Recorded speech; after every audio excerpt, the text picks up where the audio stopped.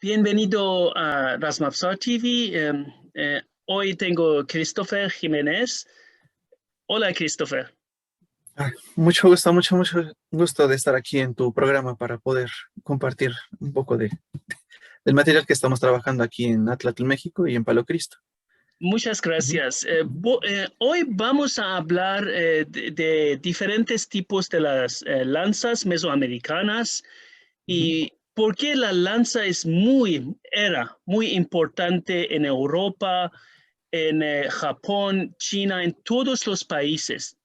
Se dice que la lanza en las culturas diferentes era un arma principal. Yo no lo sé si es el caso en Mesoamérica también. Por eso quiero saber la primera pregunta. ¿Era un arma principal en Mesoamérica también o no? Sí, definitivamente, desde el principio, básicamente, las vamos a encontrar desde el Neolítico europeo, China, Asia, se encuentran en Norteamérica y en Sudamérica. Son armas realmente universales del ser humano, van implícitas a la evolución humana. Sí. Eh, Prácticamente las encontramos en Mesoamérica desde el preclásico, su registro, digámoslo así, ya cultural, ya formalizado, digámoslo de alguna forma, hasta el posclásico.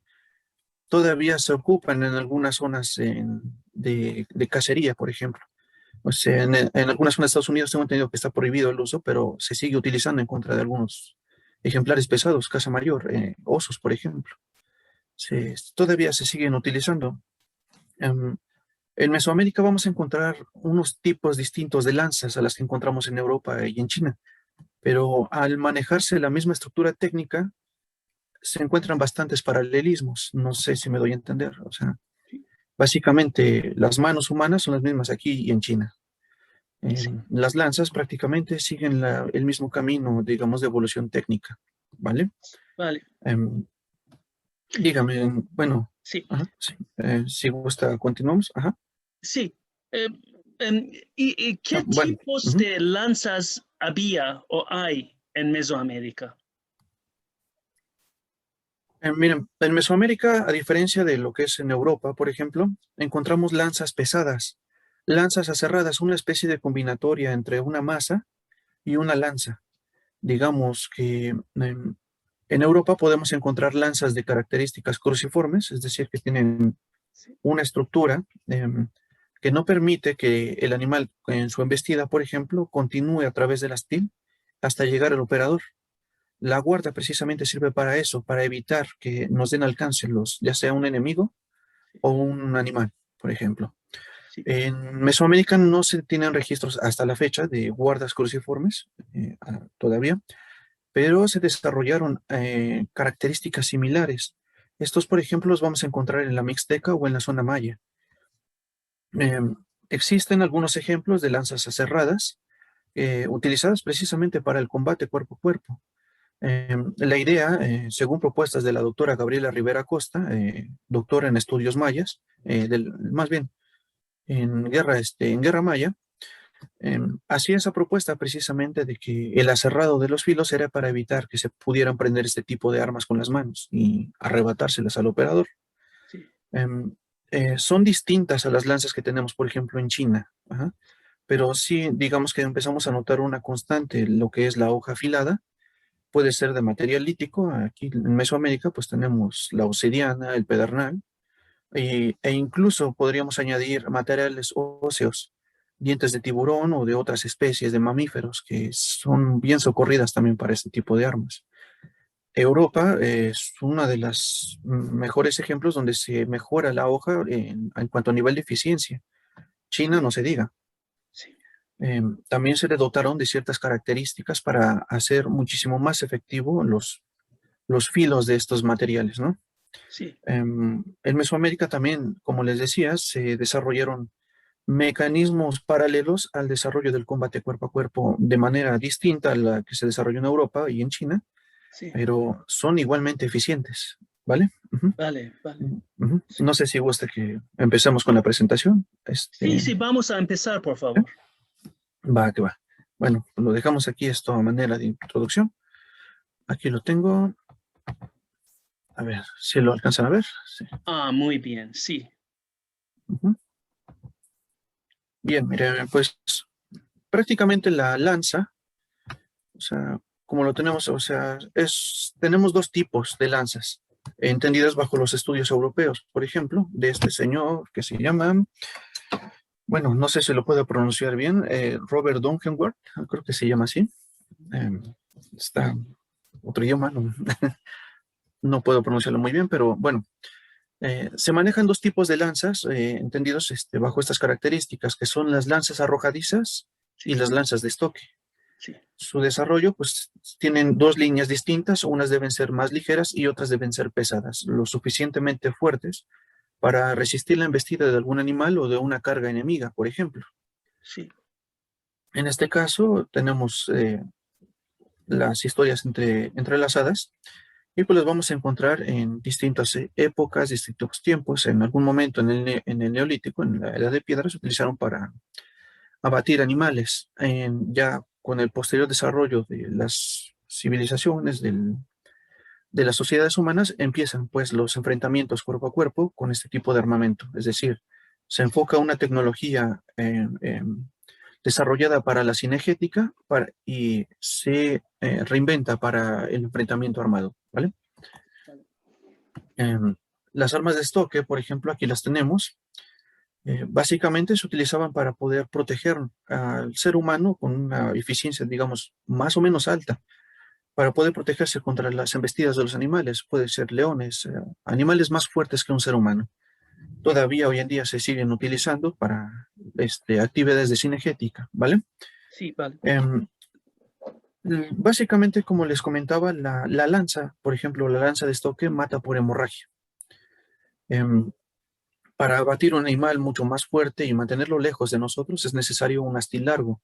Digamos que es donde es la parte prensible de la lanza y debe ser especialmente fuerte y tenaz. En Mesoamérica contamos con algunos materiales sumamente duros para la realización de estas armas. El encino, el mezquite, el roble son algunos de los ejemplos que se pueden citar puntuales para poder desarrollar este tipo de armas, ¿vale? En la zona maya se tiene entendido que se utilizaba una madera muy dura, especial, que se llamaba cholul. Es un arma una madera de color oscuro, sumamente dura y muy pesada. Bueno, tenemos por el otro lado la lanza arrojadiza. De aquí hacemos una extensión al atlatl del propulsor, lo que conocen allá en Europa como el lanzador de asayagas, ¿no? Sí, Estas, por el contrario, tienen que ser flexibles, tienen que ser ligeras de alguna forma, a diferencia de la lanza de estoque que debe soportar el peso del animal. sí, Eh, Aquí, pues, por ejemplo, pongo aquí algunos ejemplos para citar las diferencias entre una lanza pesada y una lanza ligera, ¿vale? vale. Eh, Básicamente, pues sirven para la cacería y para la guerra posteriormente. Ujú. Sí, Bueno, en este ejemplo, existen, por ejemplo, dos tipos de enmangue para las lanzas. Uno lo tenemos, por ejemplo, que es el de espiga, que tenemos por aquí. sí. Básicamente es la forma más básica de crear una lanza. Se hace una horadación en el astil de madera y se coloca y se aprieta. Se coloca la hoja y se aprieta con materiales fibrosos, pueden ser tendones de animales. En Ah, este caso fue un poco de cuerda, lo sí, que conocemos aquí, lo encerado. sí. Em, Son tendones, es, ¿sí? Ah, sí, sí, yo lo veo. Ujú. ajá, sí, tendones de animal, pueden ser fibras vegetales o Sí, se refuerza este tipo de enmangue, lo que se le conoce como enmangue de espiga. Digamos que este es uno de los enmangues más débiles que existen, sí, pero básicamente fueron los que se utilizaron debido a la falta de materiales como el metal, digámoslo así. Eh, sí. Tengo entendido aquí que, por ejemplo, en zonas como Michoacán ya empezaban a utilizarse algún tipo de puntas de bronce con características más de virola, como las que se utilizaban en Europa. Ah, sí, Digamos que esta es la forma más eficiente de poder colocar debido a que distribuye mejor el peso de un impacto, a diferencia de estas, las que tenemos aquí a la izquierda. ¿Vale? sí, sí, vale, vale. Vale, entonces tenemos estos dos, los dos tipos de enmangue. En Mesoamérica, pues tenemos básicamente los enmangues de espiga que tenemos aquí a la izquierda. Sí, Donde se encuentra atada, pues la hoja lítica, en este caso es de obsidiana, atada a un estil de madera. Entonces, en Mesoamérica, pues no encontramos enmangues de virola todavía así ampliamente desarrollados, ¿vale? Ujú. Sí. Y Bueno, perdón, Christopher, después del estoque, ¿la hoja ujú. de obsidiana va a romper o no? Puede decir, Em, en el caso mesoamericano, por ejemplo, para registros de la doctora Gabriela Rivera Costa, mencionaba que la obsidiana, al menos en zona maya, se utilizaba más como una especie de cetro de poder. Eh, la obsidiana tiene una fragilidad enorme, o sea, a la par de su filo, su fragilidad va de la mano. Es altamente probable que se rompiera, de ahí probablemente que se utilizaran más hojas de pedernal que de obsidiana, ah, precisamente por la dureza y la tenacidad, sí, sí, ¿vale? Es muy probable. Existen evidencias, sobre todo en la zona maya, donde en las zonas de élite se encuentran hojas de obsidiana, pero se manejaban más como un bien de prestigio. Sí eran funcionales, pero sumamente frágiles. ¿Va que va? sí. Bueno, a diferencia, como les comentaba, de los ejemplos europeos, la ausencia de la cuerda cruciforme eh, está muy implícita, digámoslo aquí en Mesoamérica. No se desarrolló una guarda cruciforme, o al menos no se han encontrado evidencias todavía, ¿no? De este tipo de guardas. Sin embargo, como le menciono, existen paralelismos similares que no llegan a este tipo de guardas, ¿vale? Vale. Eh, básicamente, pues el uso de la lanza se utiliza por estoque. Lo que se trata de hacer es abatir al animal lo más rápidamente posible o al ser humano, básicamente por hemorragia, ¿vale? Vale. Los tenemos ya desde el principio. Aquí tenemos un ejemplo de los murales de Bonampak. Ah, Es la habitación 2 bueno, sí, de los murales. Y aquí vamos a encontrar precisamente estas lanzas. sí. Em, si nota, tienen aquí una especie como de piel de jaguar. Están adornadas, pero no solamente es adorno. Lo que hicimos al realizar algunos estudios experimentales es que funcionan como masa, digámoslo así, como peso, para poder aproximar de manera más violenta los estoques hacia un enemigo. Ujú. Esto lo notamos al recrear algunas lanzas mixtecas del posclásico.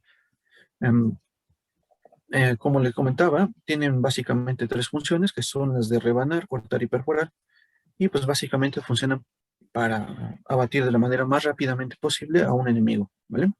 Vale. Aquí no podemos notar los filos punzocortantes que a veces se les colocaba en la parte distal, justo debajo de la hoja principal. Los vamos a ver en otros ejemplos, pero básicamente funcionan al igual que en Europa, por estoque y matan por hemorragia, ¿vale? Sí, cortar y perforar, dos funciones, o tres funciones, rebanar, Ajá. sí, sí, Rebanar, cortar y perforar. sí, Siguen la misma línea que en Europa y que en China, básicamente sí, son las mismas. sí, Lo único que cambia son digamos, los materiales de lo que están hechos. Siguiendo la ley de las tendencias de Leroy Werham, pues sí, las tendencias determinan, ¿no? sí. Y Christopher, Los materiales. perdón, hay una parte amarilla en la lanza. ¿Qué es esto? Me imagino que se refiere a esto. Sí, sí, ¿qué es esto? Es piel de jaguar. Ah, es eso. Ujú, Sí, es piel de jaguar. En este caso funciona, como le comentaba, si se dan cuenta, están pues ricamente ataviados. Corresponde a nobles de alta jerarquía, digámoslo así, a personajes de alta jerarquía, sí, haciendo alusión al combate cuerpo a cuerpo. O sea, la lanza no solamente funcionaba como arma, sino también como un cetro de poder, un bien de prestigio en este sí, sentido. sí. Eso Y en es. este caso, por ejemplo, además del pedernal, la obsidiana otorgaba un poco más, digamos que le daba el plus, ¿vale? Vale. Bueno, pues este tipo de aserrado, justo es el que le comentaba, es para evitar precisamente que al momento de realizar las estocadas, el arma pudiera ser prendida por las manos del enemigo y arrebatársela al operador. Sí, Em, más adelante, aquí, por ejemplo, aquí tenemos las lanzas aserradas y las lanzas cruciformes desarrolladas en Europa.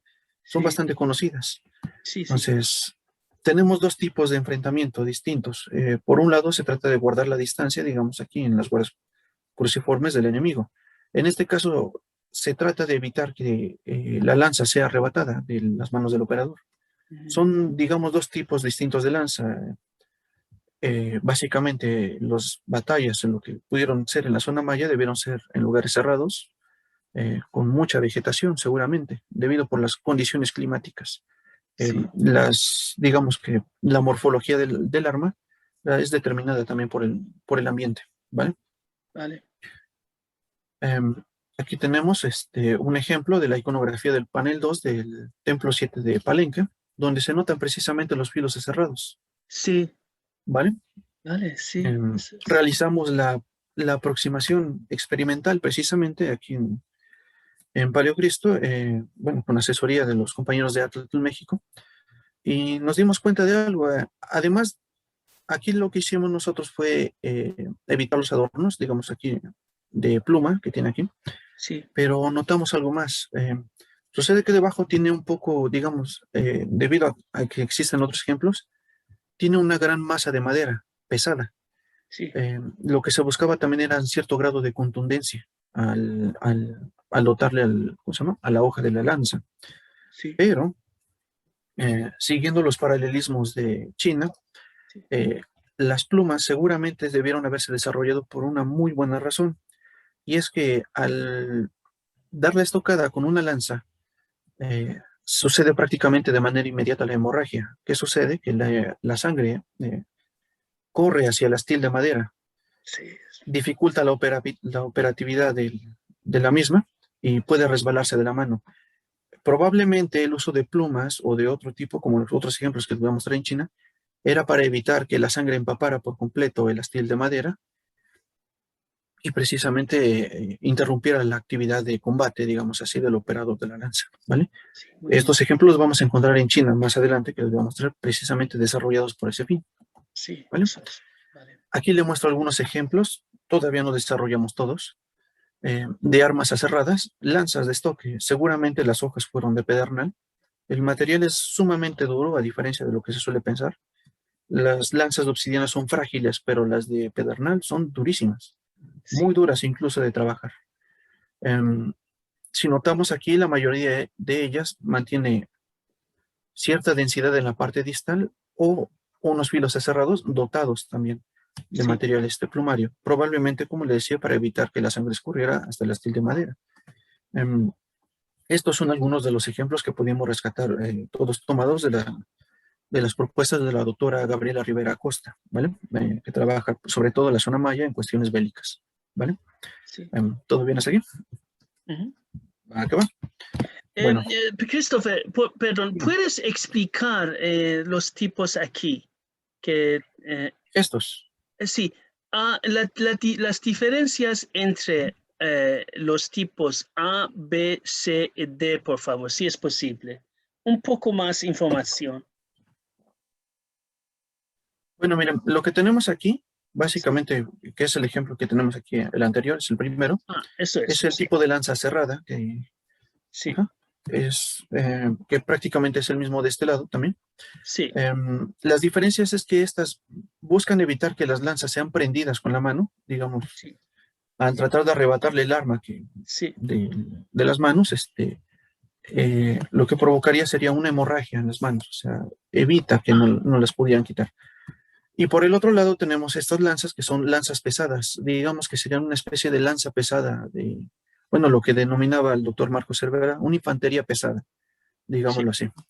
sí, Por un lado se buscaría abatirlos con cierta contundencia sí. y con el otro lado sería como mantenerlos a cierta distancia, ¿vale? Muchas gracias, vale, sí, Ajá. Los otros que tenemos aquí se trataría más del lado derecho, no sé si los alcanzan a ver con el cursor.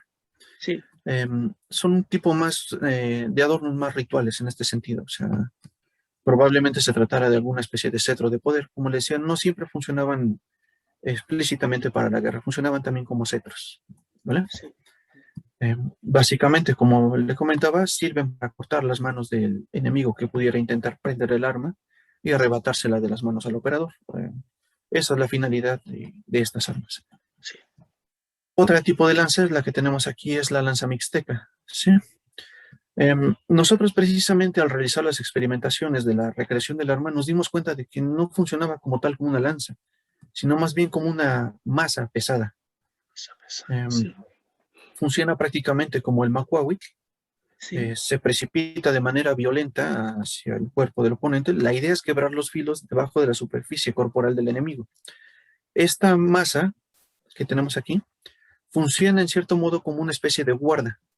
No se desarrolló como la cruciforme, pero sí detiene la embestida de cualquier tipo de arma, sea una lanza o un arma de corto alcance, como un Macuawit, por ejemplo.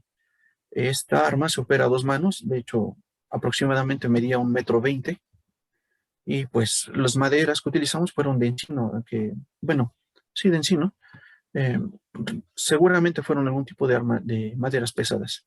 Em, el arma es bastante peligrosa, digámoslo así, incluso para utilizarlo, pero bueno, sí. es funcional, digámoslo de alguna forma. Dígame. Ujú. Sí, Bueno, entonces, las interpretaciones que tenemos aquí, perdón, sí, no, no, las está bien. interpretaciones que tenemos aquí es que pudieron haberse utilizado ya sea material lítico, obsidiana, pedernal o también el diente de tiburón, probablemente. Sí, Llegaron a verse o barajarse algunas propuestas sobre el uso de lascas de hueso en algún momento. El asunto aquí es utilizar material punzocortante, sea natural o mineral.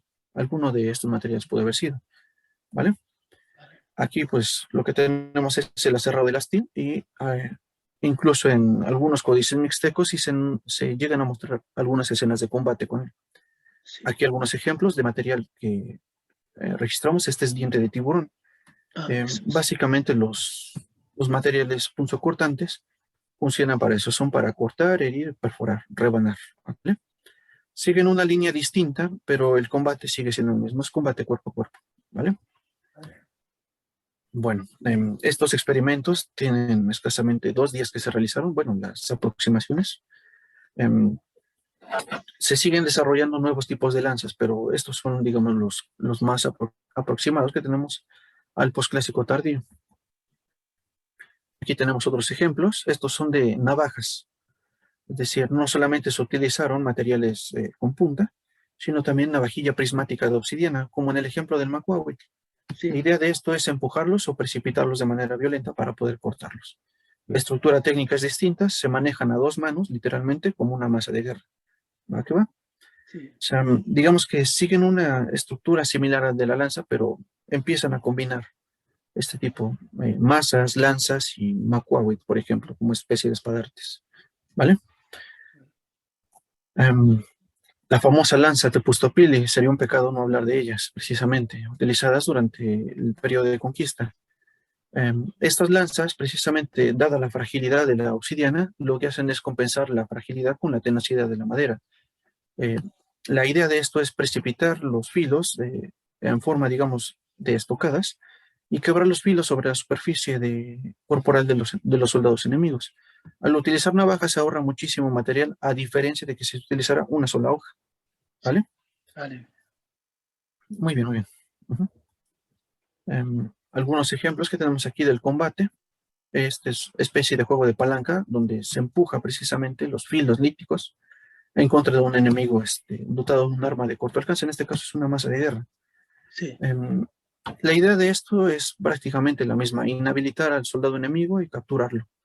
Digamos que se lleva uno más, un poco de mayor prestigio. Y esto basándonos un poquito más Sí. en cuanto a las fuentes históricas registradas durante el siglo XVI, ¿vale? Vale. Em, Algunas lanzas, por ejemplo, lo que les comentaba, precisamente las lanzas de estoque chinas que tenemos aquí, lo que hacían ellos precisamente era dotar bueno, amarrar la crin de caballo precisamente para evitar que la sangre escurriera por el astil de madera. Sí. Esa era la razón de por qué se colocaban estos astiles. Y precisamente las propuestas que hacíamos nosotros es que probablemente el uso de plumas justo debajo de los filos cerrados y de la hoja, probablemente pudo haber tenido algún tipo de función similar a la que tenían las lanzas chinas, por ejemplo. ¿Vale? Sí. Bueno, en Mesoamérica básicamente son los ejemplos que tenemos de armas de corto alcance, en este caso de la lanza, en cuanto al uso del combate cuerpo a cuerpo. Son los trabajos que hemos estado todavía desarrollando, digamos que fue un poquito breve en este caso, pero digamos que los paralelismos técnicos mantienen una cierta constante, precisamente Sí. con el uso del estoque y las hojas afiladas. Sí. Aquí va, digamos, siguieron una línea distinta, pero enfocada más hacia el combate cuerpo a cuerpo, más que para la cacería. sí, muy Ujú. interesante, muy interesante. Sí. Sí, Y sí, hay muchas variaciones o tipos de la lanza en Mesoamérica. Es increíble, sí, es increíble, sí. Eh, sí, bueno, ajá, sí, no, es todo bien, sí. sí, Un, vale, vale. un momento. Bueno, ¿Hay ejemplos arqueológicos también que tenemos de estos tipos o no? sí, sí tenemos los ejemplos, solamente lo que es la cuchilla, digámoslo aquí. Sí, Sí, sí existen ejemplos, sí los hay. La mayoría de ellos, como le comentaba, eran hechos a base de hoja de pedernal. sí, Pero ya para el posclásico tardío, el desuso de la hoja, digamos, monolítica, digámoslo de alguna forma, empieza a caer en desuso y empiezan a utilizarse un poquito más las que están compuestas de materiales más pequeños, sí, como la tlaltepostopile que le mostraba yo al final de la presentación. sí, eso es. Justo, esta. Ujú. Precisamente porque, digamos, las rutas de intercambio ya estaban un poquito más restringidas a diferencia del clásico, digamos así. La lanza, precisamente el que le mostraba yo sobre la lanza maya, corresponde al clásico maya. Estas son del posclásico. Los yacimientos se encuentran un poco más restringidos. En este caso, sale muchísimo más caro realizar una lanza de una sola hoja de material lítico que Sí, una de madera con navajillas de obsidiana. Es más económico y se pueden sí, reponer fácilmente. Ujú. sí, sí. Y yo veo que en los dibujos se utiliza en la mayoría de los casos la lanza conjunto con una chimay, con un escudo. ¿Es verdad o no? Exactamente. Exactamente. Sí, por referencia, básicamente los tenemos aquí en los ejemplos mixtecos, los ejemplos mayas, eh, son prácticamente de cajón. Al igual que las armas como el macuahuit, van acompañados un arma ofensiva y un arma defensiva. La lanza, por excelencia, ha sido el arma ofensiva utilizada desde el inicio. Sí, Básicamente es el arma humana, por ejemplo, por decirlo así. Mm, Básicamente la humanidad surge junto con la lanza y el escudo, pues debió haber surgido precisamente por la utilización de estas armas. sí. Y hay casos que Ujú. se utilizaba la lanza sin un escudo, chimay, con las dos manos o no. Probablemente sí, en este caso, como le mostrábamos el caso del Macuahuí de dos manos, perdón, la lanza mixteca, la que tenemos aquí, eh, dificulta un poco el uso de la operatividad debido a que es una lanza pesada. Sí, Em, digamos, para utilizar una lanza de estoque hay que tenerla un poquito cerca de la parte distal para mantener cierto grado de control. Si no, el mecanismo de palanca jugaría en contra nuestra. Existe un libro llamado El Tigrero, me parece, es un cazador brasileño, que fue uno de los últimos cazadores en cazar con lanza. O sea, su leyenda era, pues, sí, su historia básicamente justifica el uso de la guarda. Él se supone se le adjudicaban 30 muertes de jaguar por el uso de lanza. Él se internaba en el bosque, en la selva, este, y rastreaba a este animal. Él hablaba de una técnica o de ciertas técnicas. En este caso mencionaba que había que mantener la lanza en paralelo con el suelo y aproximarse al animal. Em, Él mencionaba que la idea era provocar el ataque del animal lanzándole pasto o tierra en la cara para provocar la embestida y precipitar la punta de la lanza en la cara del animal o en el pecho y mantenerse firme.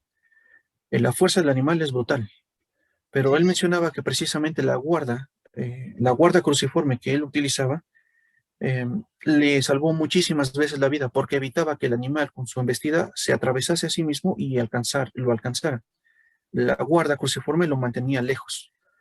Entonces, él mismo mencionaba que, o sea, la impresión y la fuerza era tal que a veces caía enfermo por la presión, digámoslo así, de la impresión de tener un animal de ese tamaño, sí, sí, embistiéndole en pleno ataque.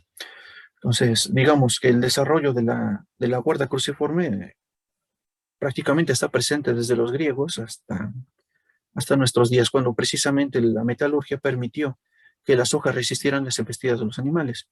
A diferencia de las hojas líticas que tenemos aquí, que son muy frágiles, las hojas de metal son, digamos que la cúspide, eh, debido a que resisten con mayor tenacidad las embestidas, sean humanas o animales.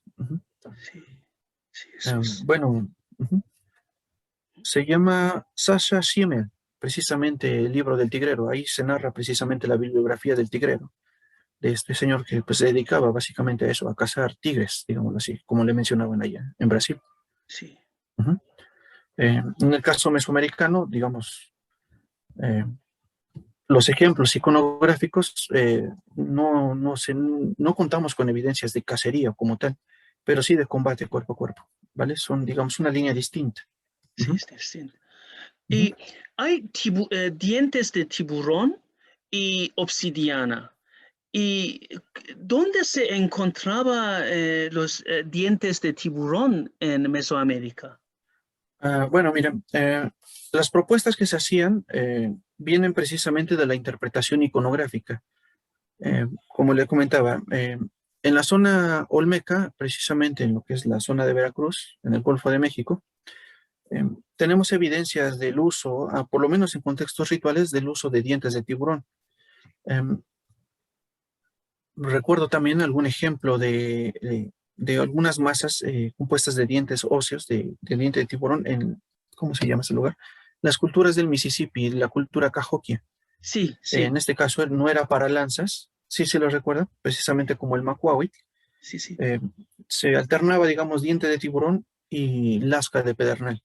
En la zona olmeca tenemos algunos ejemplos de lapidaria que registró la doctora Ann Cyphers Sí, en su libro que se llama La escultura olmeca. Ahí registra un par de macanas curvas con materiales líticos, probablemente dientes de tiburón, y esto lo hace en asociación o hace la propuesta, precisamente porque en contextos rituales se encuentran ya sea dientes de tiburón o fósiles de megalodonte que ellos recogían y colocaban en forma de ofrenda. En este caso, debido más que nada por la asociación al culto al famoso pez monstruo que llamaban ellos. Bueno, que se le ha denominado de esa manera, como una especie de culto ritual, a una especie de monstruo primigenio que habitaba bajo las aguas. Mm, el comercio de dientes de tiburón pues, lo encontramos en costa del Golfo y en las zonas del Pacífico, digámoslo así. sí, sí. En las zonas de centro, lo que es, digamos así, el Valle del Anagua, la cuenca del lago, eh, si no se encuentran ausentes, si encontramos espadartes de pez sierra, por ejemplo. Eso sí los encontramos, son, digamos, como una especie de paralelo, digamos. Sí, eso es. Ujú.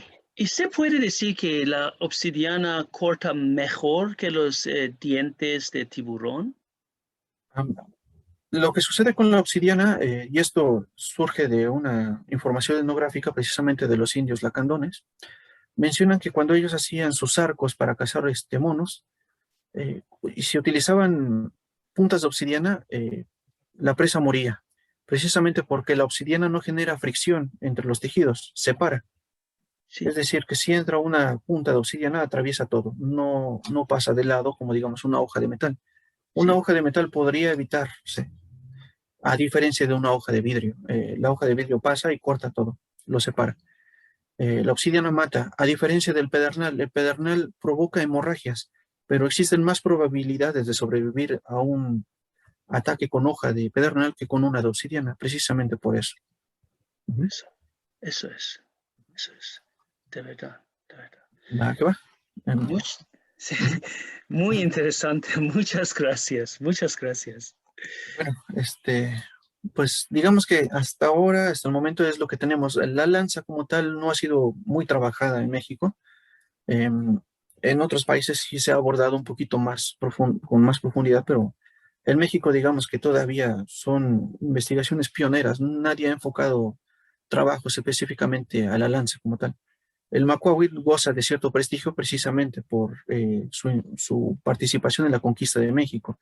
La Tepostopili va, digamos, en segundo lugar, pero la lanza como tal han sido muy pocas las evidencias recogidas en este sentido y estudiadas, sobre todo en el uso del combate. ¿Vale? ¿Vale? Em, es muy poco realmente lo que se tiene en Sí. cuanto a evidencias del uso de esta arma. Y Christopher, ¿cómo se llama la lanza en el lenguaje nativo? Bueno, en náhuatl, la lanza cerrada, la que tenía navaja, se llama Tlaltepuztopili. Es esta. Es. Esta. Ajá, sí, sí, a Sí, ver, sí. aquí la tengo. Un momentito. Ay, bueno, aquí está. Sí sí la pueden ver, ¿verdad? Sí, sí, Ahí está. Esta se llamaba Tlaltepuztopili, era la lanza de navajas, sí. ¿vale? Vale. En la zona maya no se tienen referencias como tal propias, pero sí algunas referencias, digamos, adjudicadas al uso de la lanza. Se le Sí, llamaba Yahuté, sería como señor de la lanza. Yahau es como en lengua maya como señor o tlatoani o rey, digamos, noble. Es Yahuté, es el que sostiene la lanza, o Bajté, Bajté, así se dice. Esto es en lengua maya. En lengua mixteca es un poquito complicado, corresponde a la lengua ñañú. sí. Em, Justamente estábamos platicando con un compañero, pero no alcanzó a rolarme el dato precisamente. Yo creo que un poquito más adelante le podré mandar el nombre de Sí, cómo se le llamaba a las lanzas en la zona mixteca, precisamente estas las que tenemos aquí. sí, Ujú. Pues bueno, básicamente estos son los ejemplos con los que contamos y algunas aproximaciones morfológicas que realizamos precisamente para poder aproximarnos a estas armas, porque como le repito, no hay demasiados estudios sobre estas armas y menos características funcionales. sí, Digamos que ahorita, por el momento, nos abocamos a la estructura técnica nada más. sí. Muchas gracias, Christopher. Muy interesante, muy informativo. Muchas gracias. Ujú. Va, que va. Bueno, pues muchísimas gracias a usted por darnos el espacio y pues seguiremos subiendo material en Atlas México y en Paleocristo para seguir trabajando con estos materiales. Sí, ¿A qué va? muchas gracias. Buen día. Buen Bueno, día. buen día. Hasta luego, hasta luego. Ujú. Hasta luego. Gracias. Gracias. Ujú.